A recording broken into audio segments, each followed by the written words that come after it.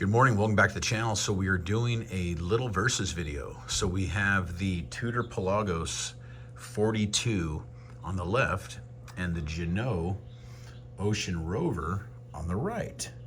So I thought it would be a good idea to showcase these two watches together due to the fact that they have very similar build quality. They're both very good watches. Of course, Tudor on the left, you know that's a name brand, you know, a sister company to Rolex, and then you have Ginault, which is a micro brand. And Ginault, you know, they build some really good, like they had the Ocean Rover 2, which they still make, which is a really good homage to the Submariner. This one here is their own thing, which is the silent service. So it is pretty much, you know, you see some 6-digit Rolex vibes with the case, this style case, but it has no crown guards. You do see, you know, Rolex style bracelet. The dial is like an Omega. You got sword hands like an older Omega. And I know Rolex had some, you know, the mill sub with sword hands. So there's, in my opinion, there's a lot of Rolex and Omega vibes in the Ginault silent service, but the build quality of this thing is really, really amazing in my opinion. The brushing, the polishing, everything is done very, very well on it. Let me get the dimensions out of the way on these watches. We'll do that real quick. So this is a 41 millimeter on the Ginault. I believe tip to tip's about 48. Thickness is about 12 and a half.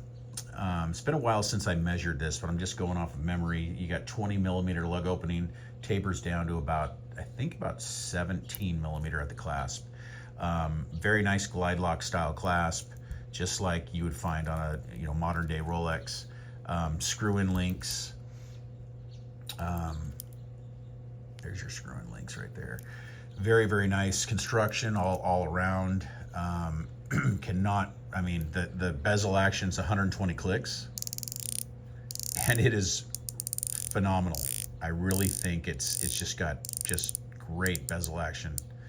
So I mean, this thing's like retailing under $1,700, I believe. So you can definitely, let's zoom in a little bit. You can definitely get some bang for buck for this watch right here. I think it's got like great value for this piece right here. Great value. So let's look at the, and you know, the movement in here is going to be an SW200. Screw down crown, screw down case back. You got 300 meter of water resistance. Very, very nice case back. And it's like I said, it's a very nice design. There is your Ginault little flower there, and it's embossed in the crown, and I love the size of this crown. It's very easy to grip. The grip on that bezel is also very nice, and it's something that is to their own as well, and it's real easy to manipulate. And you got a sapphire crystal with great clarity. So top and bottom of this thing, you can see right through it, any angle, perfect. And that's why I wanted to kind of showcase these, because any angle you have this watch, you can see the time, just like the Tudor, and I'll show you that. You have applied markers, you got sword hands, red second hand, and these are all applied. It's you know, there's a lot of hours, a lot of man hours that go into this timepiece right here. So let's look at the Tudor. So we have the OG. This is the 42 millimeter Tudor Pelagos, second generation. This is the one with the in-house movement. That's the one that I really feel would be the better of the two. I do like the original as well, but I do enjoy having that 72-hour power reserve. That Ginault is only, you know, since it's an SW200, it's like a 42-hour power reserve at best. I think maybe between 38 and 42 hours. But this thing here has a 70-hour power reserve because it is rocking the MT. I'm trying to remember the numbers here.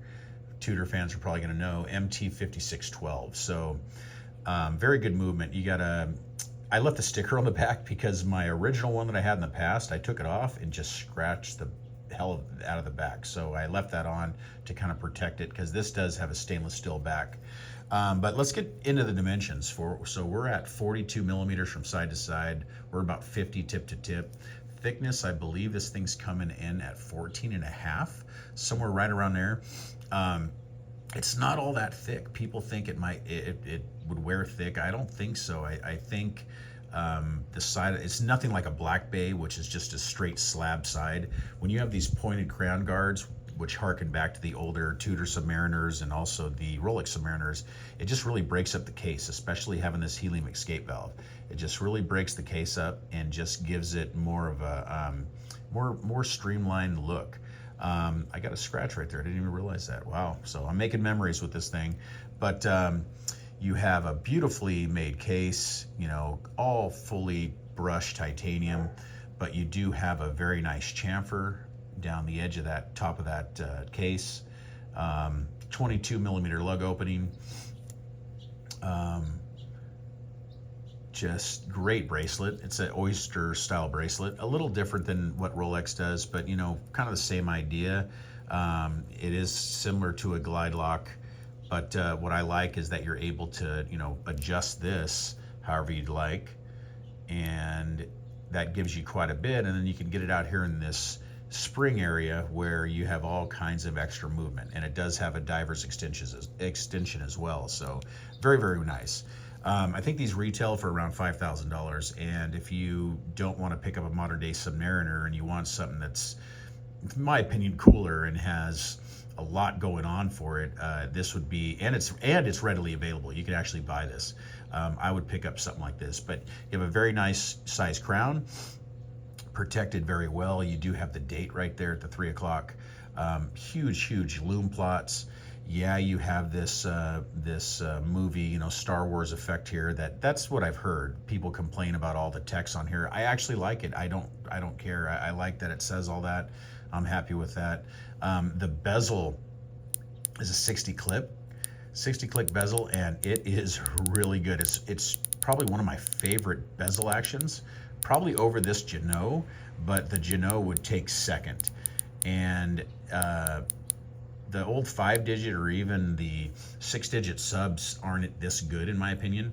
This is really just deliberate clicks, and yeah, it's 60, not 120, but I really like that. I welcome that. I actually like the way this feels. Yeah, and it's also matte. It's not all shiny, so I really like that as well. Huge font, and then just a lot of lume. This thing is gonna have amazing lume, and we'll get to the lume towards the end, but very nice lume plots. So signed Tudor crown, of course. On my 7.5 inch wrist, this is how it's gonna wear, and it fits me really well. I love the way this watch fits. It's just a nice piece. Everyone's clamoring over the Pelagos 39, which I've reviewed, and I do like it. But you know, after wearing larger watches like my Omega Seamaster, the 43.5, I really like bigger watches. I like the 42, right around there, 43.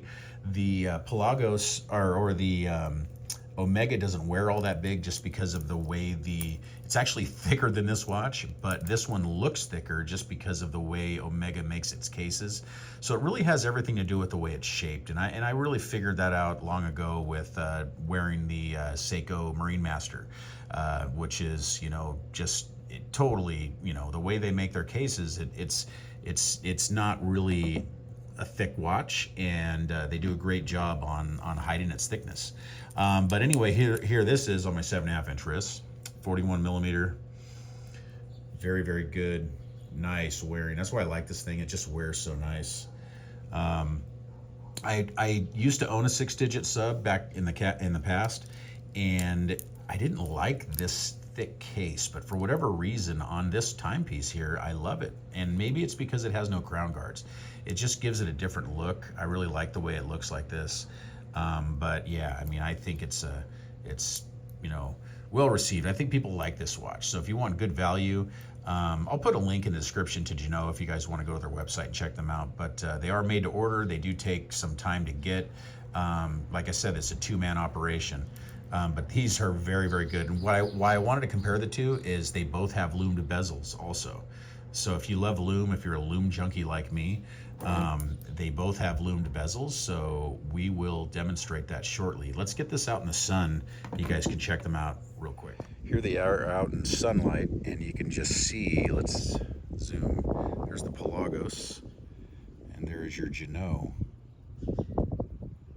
But just very, I mean, they're both high quality. Obviously, the Tudor is, I mean, it's made by Rolex, but the Ginault here, don't discredit it. If you're looking for a really good timepiece and you're not wanting to spend 5,000 or 10,000 or whatever it may be, and you want a good everyday watch, or even if you just want a good, nice luxury timepiece and you're going to wear it on special occasions, I mean, this is under $2,000. And in this day and age where things seem to be kind of not as good as they once was,